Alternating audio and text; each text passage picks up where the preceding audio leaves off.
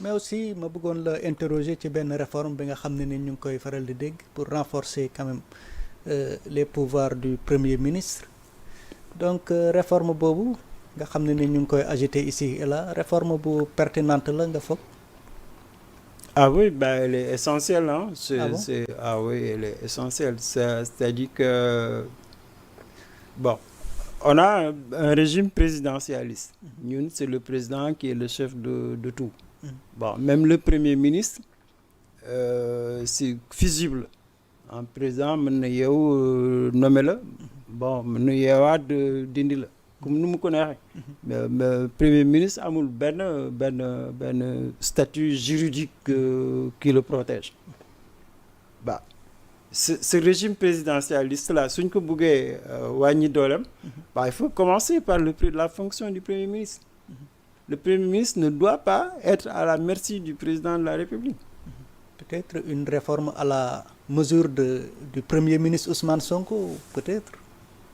Ben, je pense que non, pas à la mesure. Ousmane Sonko, c'est un premier ministre inédit, hein.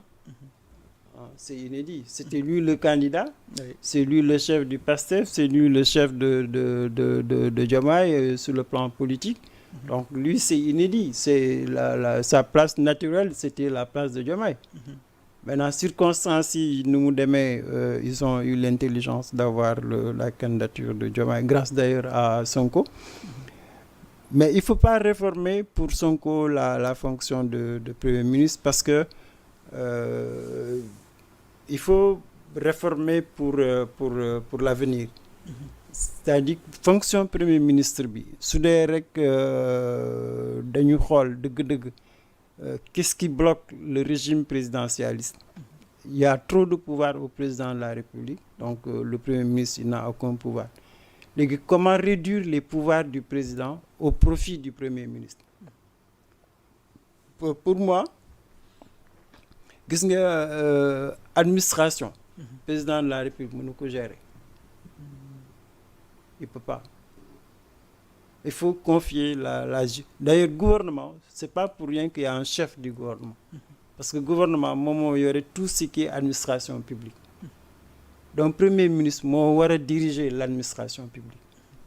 Et je pense que si nous voulons réformer, il faut que le président accepte de déléguer certaines de ses fonctions à son Premier ministre. Il y a des postes de nomination, par exemple. Les sociétés nationales, les corps de contrôle, tout ce qui est fonctionnel. Président, warul nommer ñooñu. Donc ça, c'est au niveau de l'administration, autonomiser l'administration. Parce que le président de la République, bokk na ci ñi nga xam ne ñoo tax administration bi doxul. Que moom ku mu bëgg a jël ci fonction foofu la koy teg. Et ça, on arrive à l'engrenage que la politisation de l'administration vient de là. Ku mu tànn bon moom la ñuy jël et ku mu tànn daf koy delloo njukkal. Tous les administratifs sont aujourd'hui sous le contrôle du président de la République. ñu ci bari dañuy dem jël carte parti bi nekk des cadres bon. Je pense que Premier ministre bi war nañ ko renforcer son pouvoir au niveau des nominations, mais aussi réfléchir. C'est un président de la République. Est-ce que c'est lui qui doit définir la politique nationale? Est-ce que c'est lui? Ou est-ce que c'est pas le Premier ministre qui doit définir? Je pense plutôt qu'il faut aller vers un Premier ministre qui définit la politique nationale, qui les met en œuvre. Bon, c'est vrai qu'il doit se concerter avec le président. Mais c'est vrai que aussi, dañu war a sóoraale luy xeeñ. C'est-à-dire que je crains les années à venir, soo moytul les Sénégalais, ils veulent une assemblée indépendante. Ils l'ont fait en 2022. Bon, peut-être que la prochaine élection, on verra.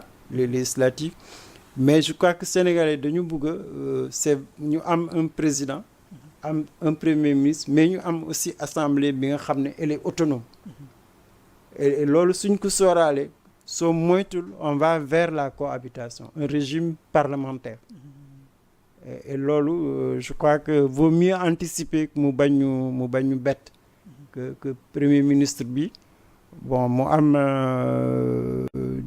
des possibilités de définir la politique nationale.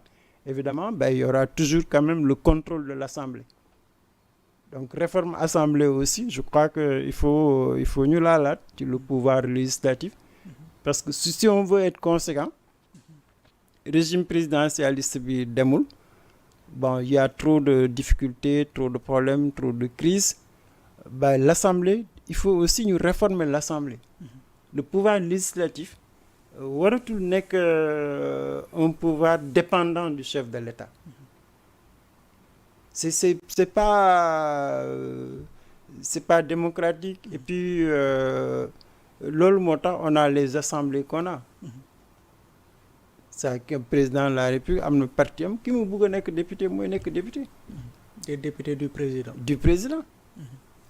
Mais loolu mënoo am un pouvoir législatif.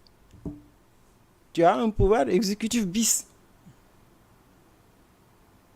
Mais si nous avons un pouvoir législatif véritable, bon, que nous régler les questions des profils, on a n'importe qui ne peut pas être ministre. Mais pourquoi n'importe qui pourrait être député? C'est incohérent ça. Je crois qu'il faut revoir en tout cas les profils des députés comme les institutions. On parlait tout à l'heure des privés là. Les privés ils ne sont même pas à l'Assemblée. Ils ne sont pas représentés.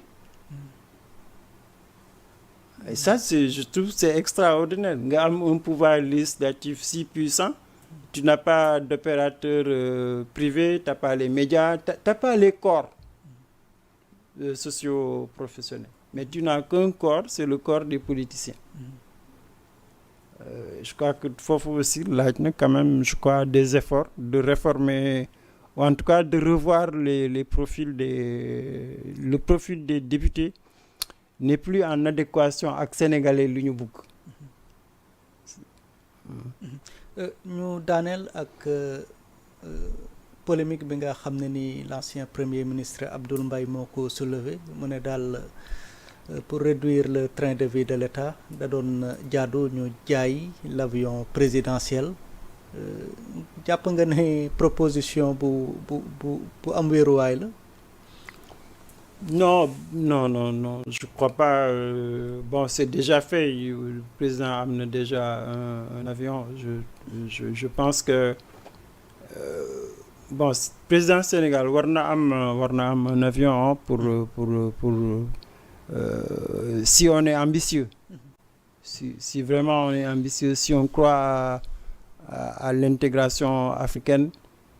On ne peut pas dépendre des autres.